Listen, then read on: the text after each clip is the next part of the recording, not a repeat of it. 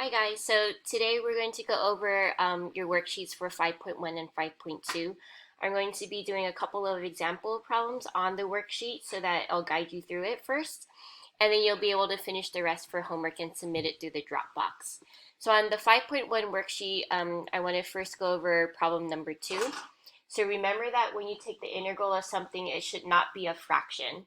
So we're just going to rewrite this integral by bringing the x to the third to the top so that it becomes x to the negative 3, and then we have our dx.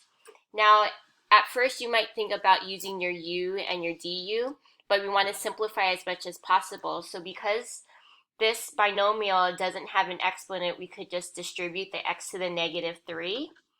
And when we distribute, remember that when you multiply, you add those exponents together. So x to the third times x to the negative 3 will be x to the 0 power.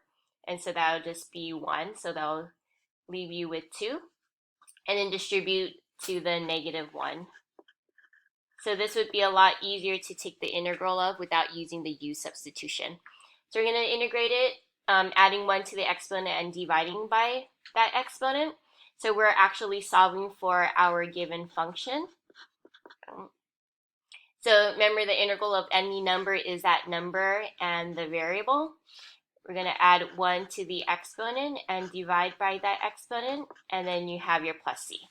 So we're just going to simplify it one last time so that we have all positive exponents, and the negative will make it positive, so be plus 1 over 2x squared, and then you have your plus c at the end. The next one I want to go over on 5.1 is number 4, which will help you with number 3. So number 4 is you're given your initial conditions, and we want to work backwards all the way until we get our original function. But we start off being given your f double prime.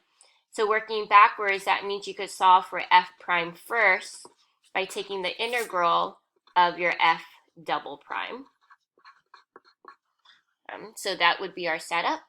Using the power rule again, have f prime of x equals x to the negative 2/3 plus 1 is 1/3, divided by that 1/3 plus c. So then we get that our derivative is going to be 3x to the 1/3 plus c.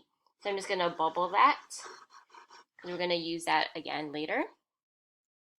Now, our initial condition is saying that we're going to be able to use our given that f prime of 8 equals 6 to find c.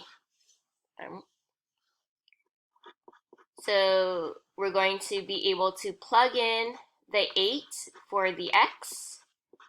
And we're saying that when we do that, we want it to equal 6. So when we solve for our c, we actually get that c equals 0. Because 8 to the 1/3 is 2, and then 3 times 2 is 6. So that means that our derivative is really just 3x to the 1/3 power. So we're going to do that same whole process again, just one last time, to find our original function f of x, which is taking the integral of our prime. So same thing, 1/3 plus 1, 4/3 divided by that 4/3 plus c. And dividing by 4/3 is the same as multiplying by 3 over 4. So that's really going to be 9 over 4 x to the 4/3 plus c. Okay, again, bubble it. And last but not least, we're going to use our initial condition of f of 0 equals 0 to find c. So we want to plug in 0 in for our x. And when we do that, we want it to equal 0. So when we solve for the c, it happens to also be 0. So our final answer, our given original function, will then be f of x equals 9 over 4, x to the 4/3. Okay. Well, so you should be able to do the rest of it, numbers 1, 3, 5, and 6. So 5 is the same idea where you're given the initial condition. It's just in a different variable. And then the last one, you're finding your initial S of t equation given your S double prime. And then you'll get to do the next video for the 5.2.